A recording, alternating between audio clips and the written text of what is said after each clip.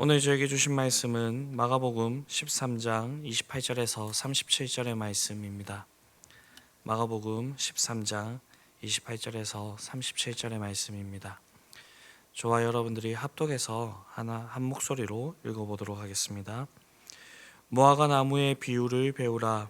그 가지가 연하여 지고 잎사귀를 내면 여름이 가까운 줄 아나니 이와 같이 너희가 이런 일이 일어나는 것을 보거든 인자가 가까이 곧 문 앞에 이른 줄 알라. 내가 진실로 너희에게 말하노니 이 세대가 지나가기 전에 이 일이 다 일어나리라. 천지는 없어지겠거니 내 말은 없어지지 아니하리라. 그러나 그날과 그때는 아무도 모르나니 하늘에 있는 천사들도 아들도 모르고 아버지만 아시느니라. 주의하라, 깨어있으라. 그때가 언제인지 알지 못함이라. 가령 사람이 집을 떠나 타국으로 갈 때에 그 종들에게 권한을 주어 각각 사물을 맡기며 문지기에게 깨어있으라 명한 같으니 그러므로 깨어있으라. 집주인이 언제 올지 혹 저물 때 있는지 밤중에 있는지 닭 울 때 있는지 새벽에 있는지 너희가 알지 못함이라. 그가 호련히 와서 너희가 자는 것을 보지 않도록 하라. 깨어있으라. 내가 너희에게 하는 이 말은 모든 사람에게 하는 말이니라 하시니라. 아멘. 혹시 여러분들 중에서는 어제 하루를 마무리하시면서 어제 그 하루가 나에게 마지막이겠구나 그렇게 생각해 보신 분이 계십니까? 오늘이 나에게 주어진 마지막 날이겠구나 라는 개인적인 종말과 오늘 주님께서 오시겠구나 라고 하는 이 전체적인 종말, 이것을 삶 속에서 생각하고 살아 계십니까? 아마도 그렇지 않을 것입니다. 저도 그렇지만 오늘이 마지막이라 라고 생각하면서 살아가는 사람들은 많지 않을 것입니다. 우리가 바쁜 일상을 지내다 보면 인식하지 못할 때도 있을 것이고요. 또한 우리가 내일을 맞이하는 것이 너무 익숙해지다 보면 하루가 가고 내일이 오는 것이 당연하다고 그렇게 느껴질 때가 있을지 모르겠습니다. 그런데 이런 것들은 우리를 종말론적인 그런 삶, 그 삶에서 멀어지는 삶을 살아가게 만듭니다. 그래서 어쩌면 하나님께서는 우리에게 어려운 순간과 고난을 허락하셔서 우리가 죽음 이후에 영광스러운 날들을 생각하게 하시는지 모르겠습니다. 분명한 사실은 우리의 삶은 항상 종말론적이어야 한다라는 것입니다. 이게 참 쉽지 않고 잘 되지 않는 일입니다. 제가 광명에서 사역할 때 많은 것을 배웠는데 거기 담임 목사님께서 얼마 되지 않는 그 전도사 사례에서 얼마를 떼서 저축하고 이거는 식비로 쓰고 이것은 옷을 살 때 쓰고 막 이렇게 가계부를 적고 있는 저의 모양새를 보면서 이렇게 핀잔을 주신 적이 있습니다. 베니 씨, 니는 믿음이 참 부족하다. 이 말씀을 하시면서 두 가지의 내용을 말씀을 하셨습니다. 하나는 주신 것을 합당하게 쓰면 하나님께서 채워주신다라는 것이었고요. 다른 하나는 오늘 우리가 하나님 나라에 갈지 모르는데 내일을 위해서, 오지 않은 미래를 위해서 그렇게 저축하면서 그렇게 오늘 주신 것을 제대로 바라보지 못하고 누리지 못하고 행복하게 살지 못하면 그것이 무슨 소용이 있느냐라는 그런 핀잔이었습니다. 그런데 저와 같이 사역했던 그 신용카드를 쓰고 있었던 후배 전도사가 있었거든요. 그 전도사 보고는 당장 카드를 자르고 그 빚을 청산하라 라고 그렇게 말씀을 했다고 합니다. 맞춤형 가르침이었다라고 그렇게 생각을 하면서 웃고 넘겼던 그런 기억이 있습니다. 이 당시에 이런 말씀을 들을 때마다 종말론적인 삶을 살아야겠구나, 이것 가지고 오늘 행복하게 살아야겠구나 라고 생각이 들었지만 그것이 잘 되지 않았습니다. 아마도 저의 믿음이 너무나도 적기 때문에 그렇지 않았나 그렇게 생각을 해보았습니다. 여기에 계신 분들 중에서 종말론적인 삶을 살아야 된다는 것을 모르시는 분은 없을 것입니다. 종말론적인 삶을 살아야 되는데 그렇게 되지 않는 이유를 잘 생각을 해보니까 아마도 우리의 삶이 너무나도 풍요로워지고 살만해졌기 때문에 그렇지 않은가 그렇게 생각을 해봅니다. 옛날 목사님들은 어려운 시절을 거쳐오시면서 종말과 천국에 대한 그런 설교를 많이 했는데 오늘날에는 이런 설교들이 많이 없어진 이유가 여기에 있지 않나 그렇게 생각을 해봅니다.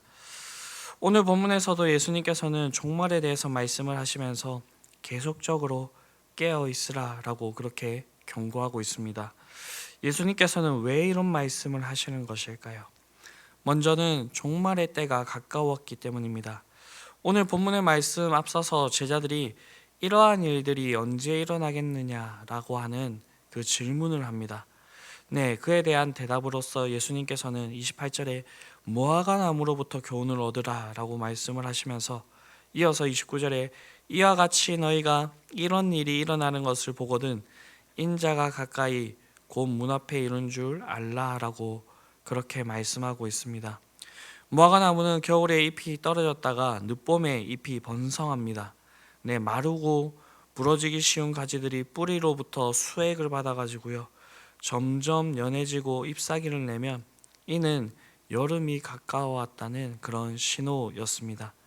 이것은 그 당시에 팔레스타인 지역에 살고 있는 사람들이라고 한다면 모두가 알고 있는 그런 사실이었습니다. 이렇듯 예수님께서는 앞선 본문에서 말씀하신 종말에 대한 징조들이 보일 때에 마지막이 거의 이르렀다라고 그렇게 말씀하고 있습니다. 또한 이런 일이 속히 일어날 것이라 그렇게 말씀을 하고 있습니다. 30절에서 내가 진실로 너희에게 말하노니 이 세대가 지나기 전에 이 일이 다 일어나리라 라고 그렇게 말씀을 하십니다. 학자들 사이에 이 구절을 가지고 의견이 분분합니다. 그러나 핵심은요, 예수님께서 하신 말씀 그것이 빠르게 일어날 것이라는 것입니다. 이 말씀은 성전이 파괴된 것과 예루살렘이 멸망된 것으로 1차적인 성취가 이루어졌습니다. 그리고 마지막 때에 이러한 일들이 이루어질 것입니다. 이처럼 종말의 때가 가까웠기 때문에 우리가 깨어 있어야 합니다. 또한 우리가 깨어 있어야 되는 두 번째 이유는 무엇입니까?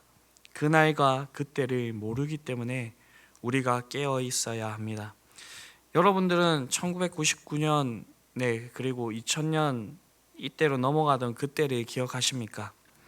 제가 초등학교 6학년 때였는데 그때에 어떤 소문이 돌았냐면 이 밀레니엄이 되면 2000년이 되면 세계가 종말할 것이다 라고 그런 소문들이 막 돌았습니다. 그래서 전 세계 사람들이 다 깨어가지고 그때 다 같이 카운트다운을 하면서 정말로 종말할까? 막 이런 생각으로 그때 같이 카운트다운 했던 그런 기억이 있습니다. 그런데 지금까지 시간은 계속해서 잘 흘러가고 있습니다. 또한 이단들 중에서도 종말의 때를 예언하기도 했습니다. 여러분들은 다미성교회라고 기억을 하십니까? 이장님이라고 하시는 분께서 1992년 10월 28일 세계가 종말하면서 휴거한다는 주장을 하였습니다.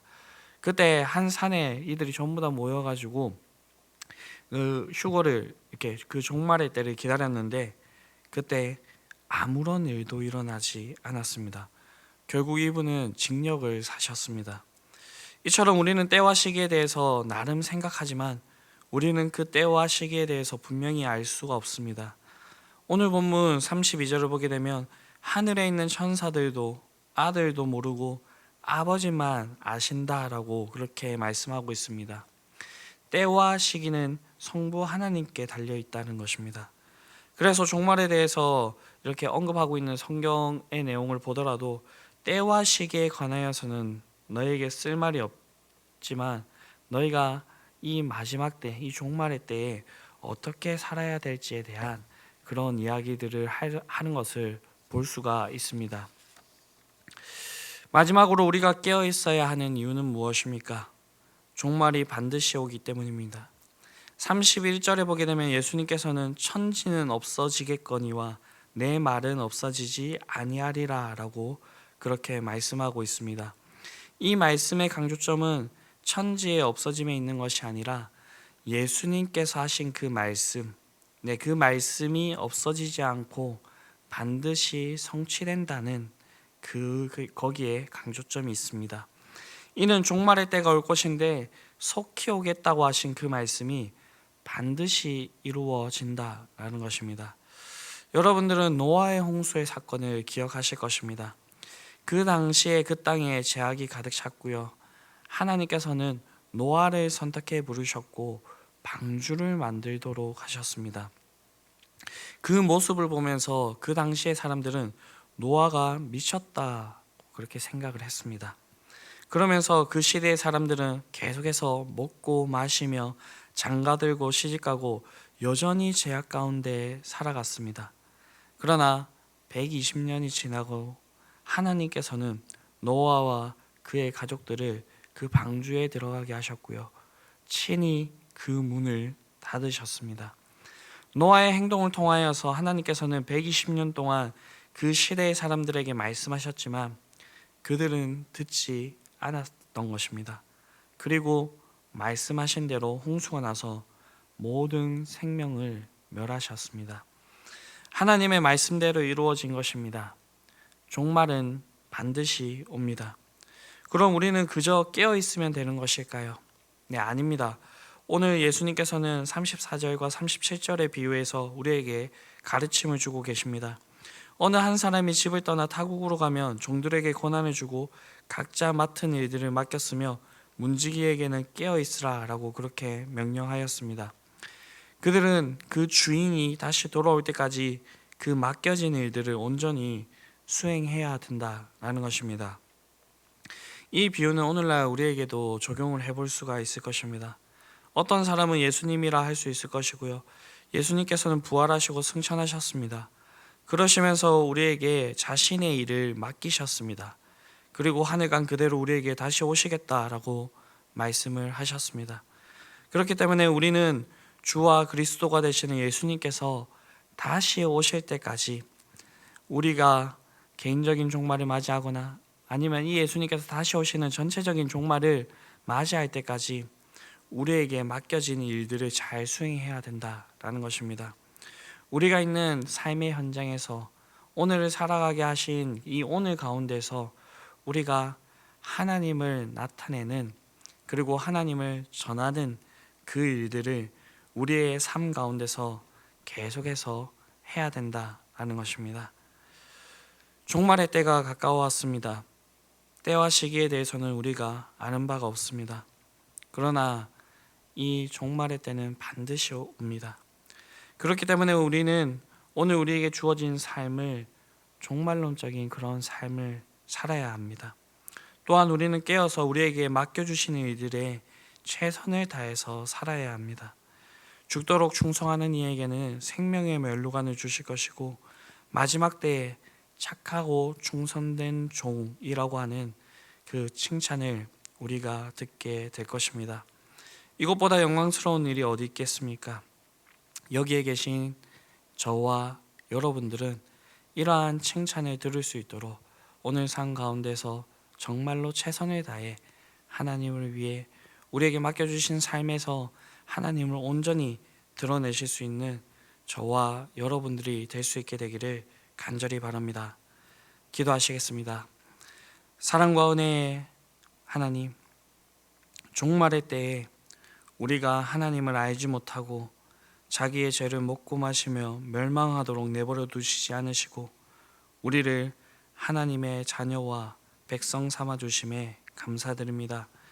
주님께서 다시 오실 날을 우리가 정확하게 알 수 없으나 그날이 반드시 우리에게 임할 줄을 우리가 기억하고 깨어 있기를 원합니다.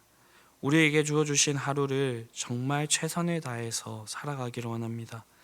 우리에게 주어주신 것들을 바라보면서 우리가 행복하게 살아가기를 원합니다. 그리고 우리에게 맡겨주신 그 일처럼 우리가 이 세상 가운데서 빛과 소금의 역할을, 그리스도의 향기와 편지의 역할을 온전히 수행하기를 원합니다. 주님, 오늘도 우리를 붙들어 주시고 우리와 함께하여 주시옵소서. 이 모든 말씀 우리를 구원하신 예수 그리스도의 이름으로 기도드립니다. 아멘.